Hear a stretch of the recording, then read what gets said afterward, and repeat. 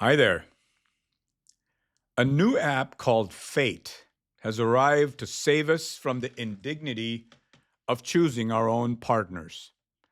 An AI personality interviews you, runs your data through matching algorithms, and presents five candidates based on what the Guardian describes as observable complementary language patterning.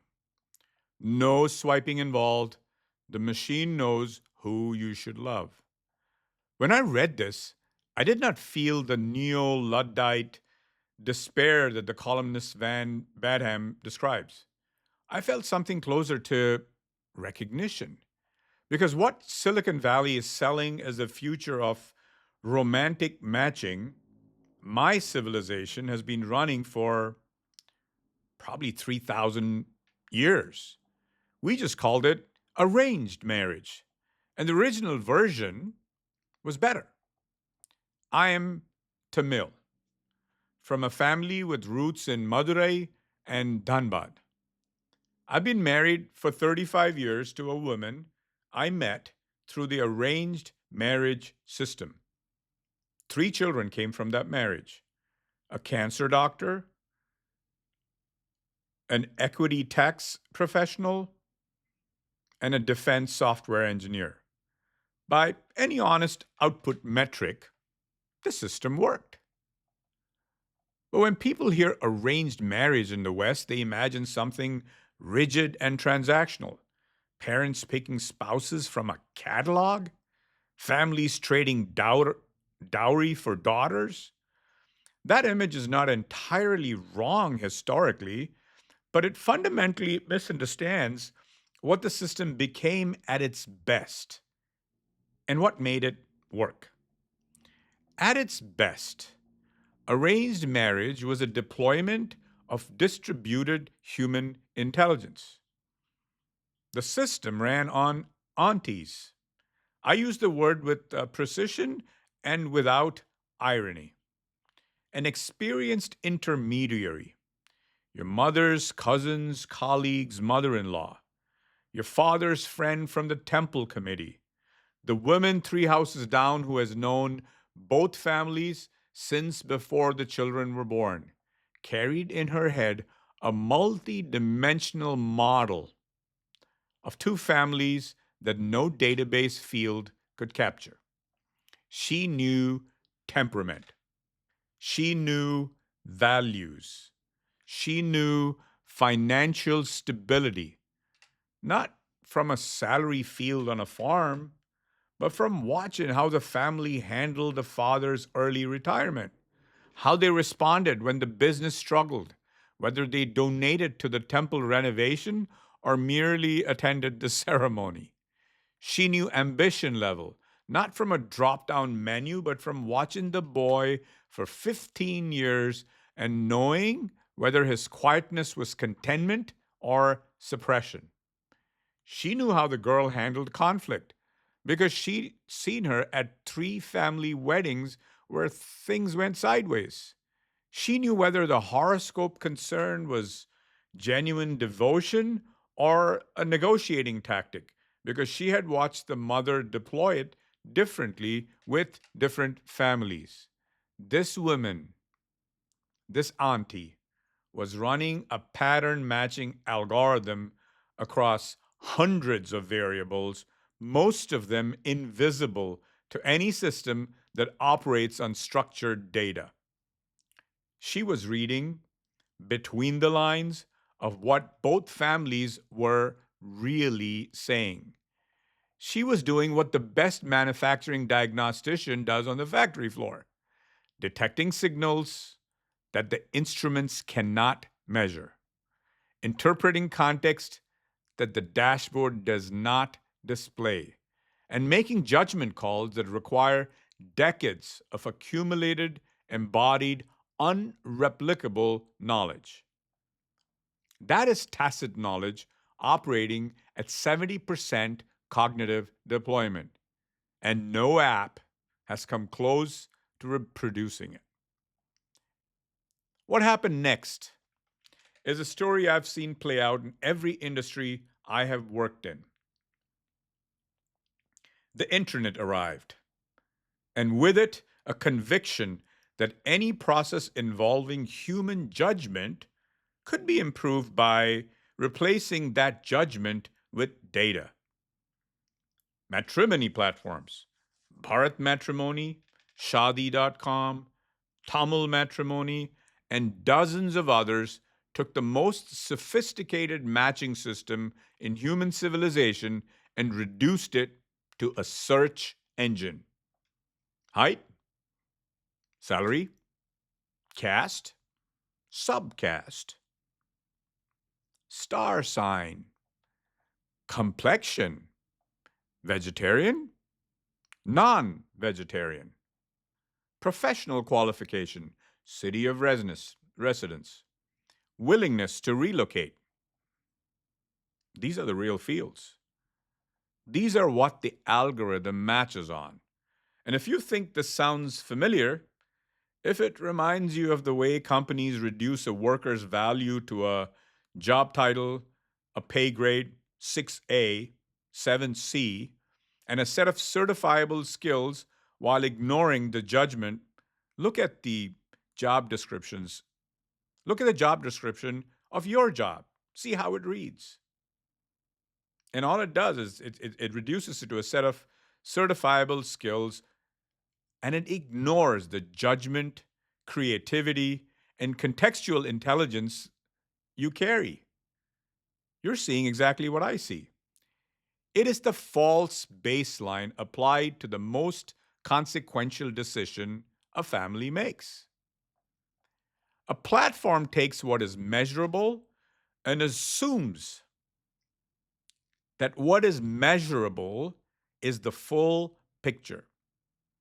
It treats the structured data as the totality of what matters. And then it optimizes against that impoverished representation, producing matches that look perfect on paper and feel wrong in every room. My family tried it recently. A close relative, a brilliant young doctor in his late 20s, the kind of person any family should be proud to welcome, spent 4 months on one of these platforms, including their premium tier with live human counselors. The counselors were working from the same flat profiles the algorithm uses. They know neither family. They have no accumulated context, no network memory, no ability to read what is not written down. 4 months. Certified disaster. They stopped to preserve their sanity. The platform did not fail because the technology was primitive. It failed because the technology was solving the wrong problem. It was optimizing for data compatibility in a domain where the decisive variables are not data. They're judgment, context, cultural fluency, and the kind of knowledge that lives in a person's body and accumulated experience, not in a database. And so now comes fate, which proposes to solve the failure of algorithm driven matching with more algorithm. The app does not merely filter profiles, it conducts AI interviews, builds psychological models of each user, and selects your 5 bet matches itself. No browsing, no swiping, no human judgment at any point in the process. So, if the matrimony platform stripped out the aunties network and replaced it with a search engine, fate strips out the last remaining human in the loop, the user, and replaces her too. It's the final step in a familiar sequence. Suppress the human intelligence, measure only what's quantifiable, then automate against the suppressed baseline and declare it progress. I have watched the sequence in manufacturing for 36 years.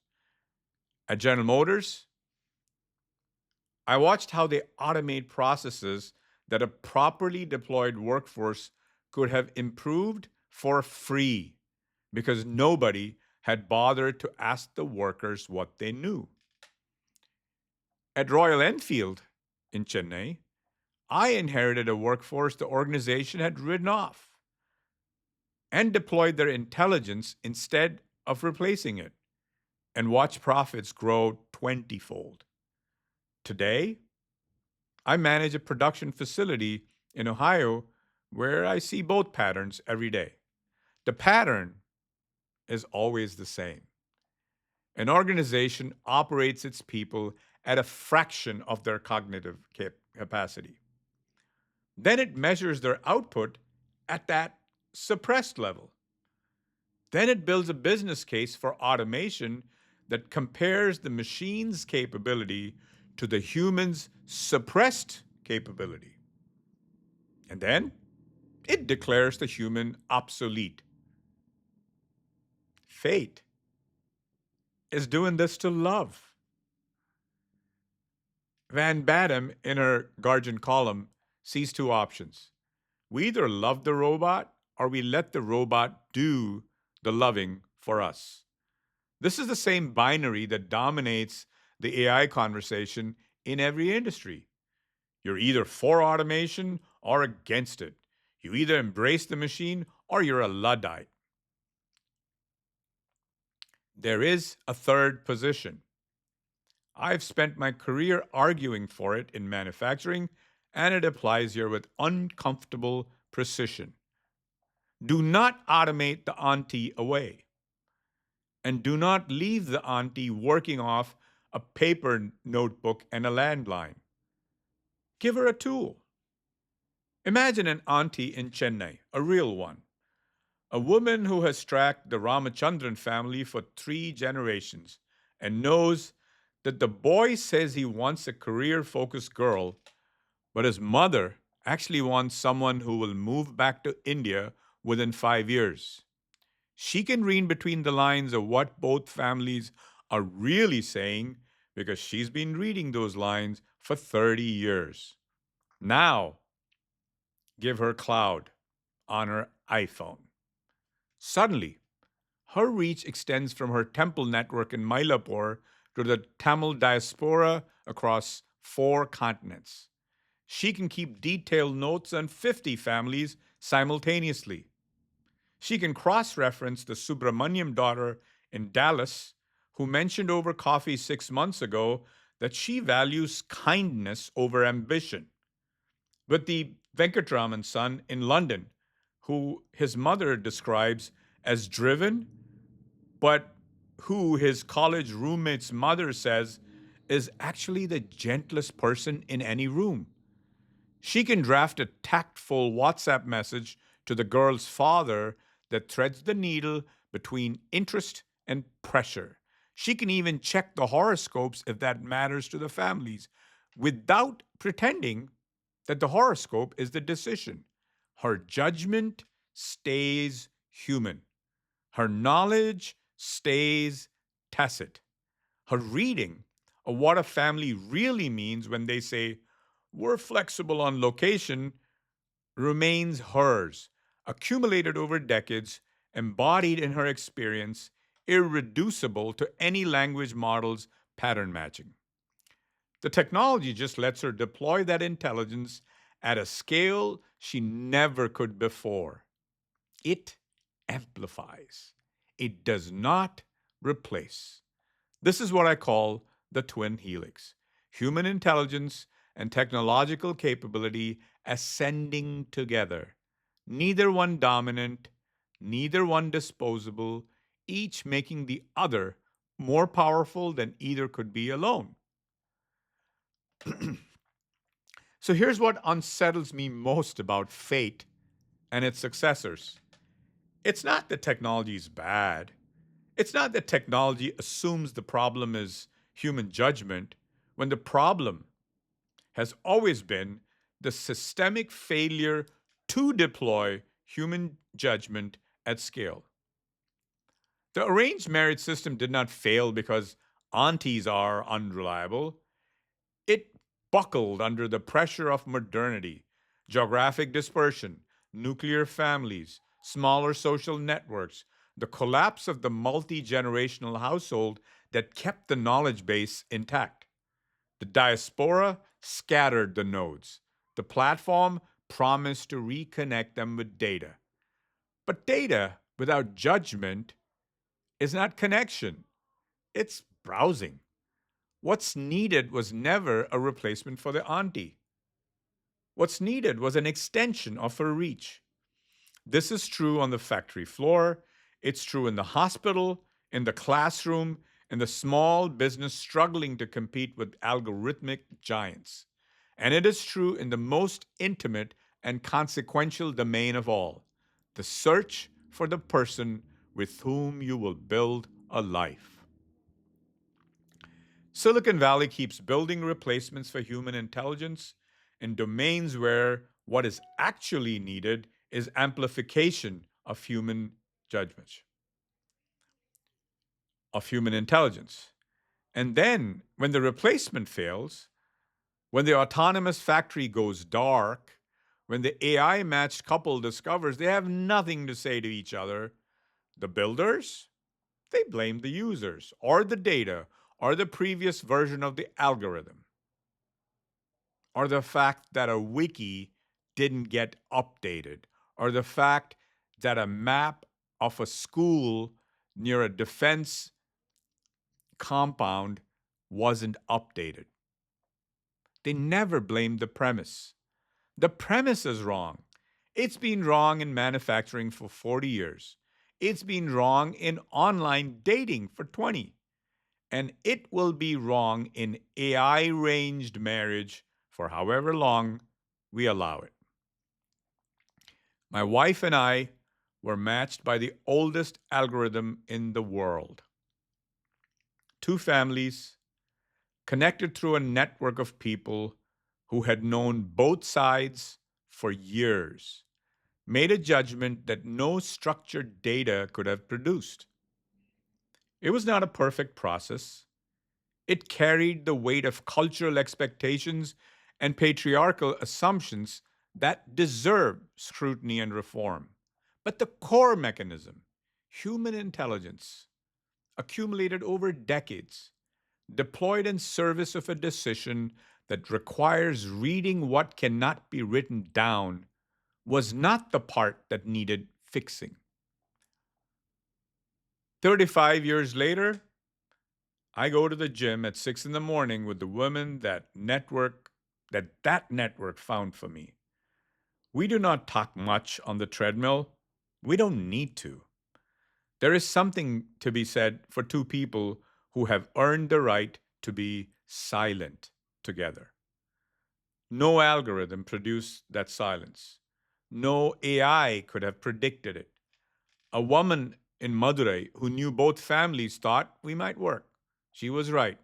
She was right because she was operating at full cognitive deployment in a domain where the variables are infinite, the data is unstructured, and the outcome, literally, is a human life. Give her the iPhone. Let her keep the judgment. The intelligence was already there. It was already paid for. It was 3,000 years old and it worked. So stop trying to replace it. Start trying to amplify it. Thank you.